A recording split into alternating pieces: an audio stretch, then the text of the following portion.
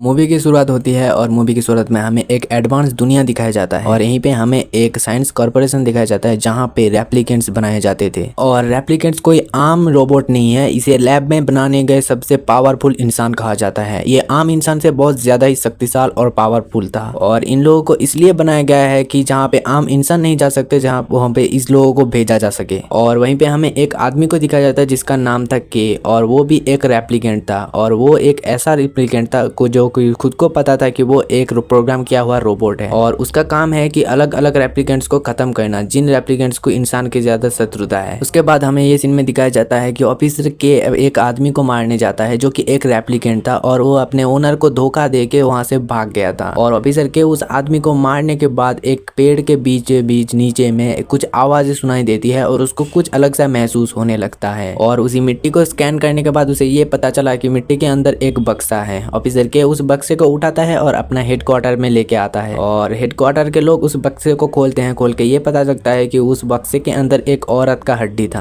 और उसके बाद उस हड्डी को स्कैन करने के बाद ये पता चला कि वो औरत प्रेग्नेंट था। और सबसे हैरान की हुई बात है कि वो औरत एक इंसान नहीं बल्कि एक रेप्लिकेंट था। और वो लोग अच्छे से जानते हैं कि एक रेप्लिकेंट कभी भी कोई बच्चा जन्म नहीं दे सकता, तो फिर वो औरत कैसे की? असल में ये हुआ था कि ऑफिसर के का ओनर मतलब उसका मालिक ये सबसे छुपाना चाहता है कि एक रेप्लिकेंट कभी भी जन्म नहीं दे सकता, क्योंकि अगर ये बात पूरे मोहल्ले में फैल गई, अगर सभी रेप्लिकेंट्स को ये बात पता चल गया तो रेप्लिकेंट्स का आबादी बहुत ज्यादा ही बढ़ जाएगा और बाद में उन लोगों को इंसानों से ही शत्रुता हो जाएगा। और अगर इंसान से रेप्लिकेंट से एक बार भी जंग लग गया तो इंसान कभी भी नहीं जी सकता, क्योंकि एक नॉर्मल इंसान से रेप्लिकेंट कई ज्यादा पावरफुल है। और तभी हमें नेक्स्ट सीन में ये दिखाया जाता है कि के का ओनर उसे एक हुक्म देता है कि जो बच्चा जन्म दिया उस औरत को ढूंढ के मार दिया जाए और उसे ये भी बताता है कि उसकी सारी निशानी, उसका सारा कुछ मिटा दिया जाए। ऑफिसर के उसका सारी हड्डियां और सारी इंफॉर्मेशन लेके अपने मेन लैब पे जाता है जहाँ पे रेप्लिकेंट्स बनाए होते हैं और उसका सारे डीएनए चेक किया जाता है। और सारे डीएनए चेक करने के बाद उन्हें ये पता चला कि उस लड़की का नाम रिचर्ड था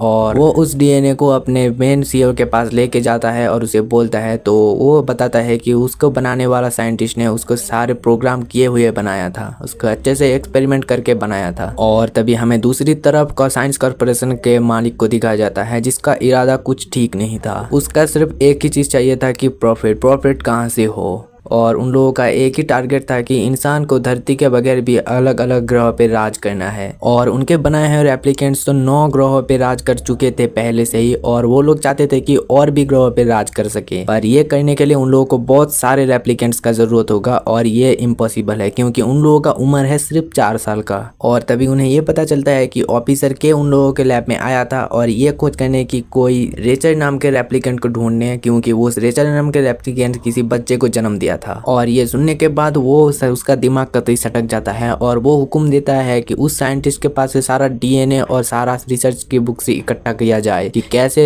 बच्चा पैदा करने रेप्लिकेंट्स बनाया जाए।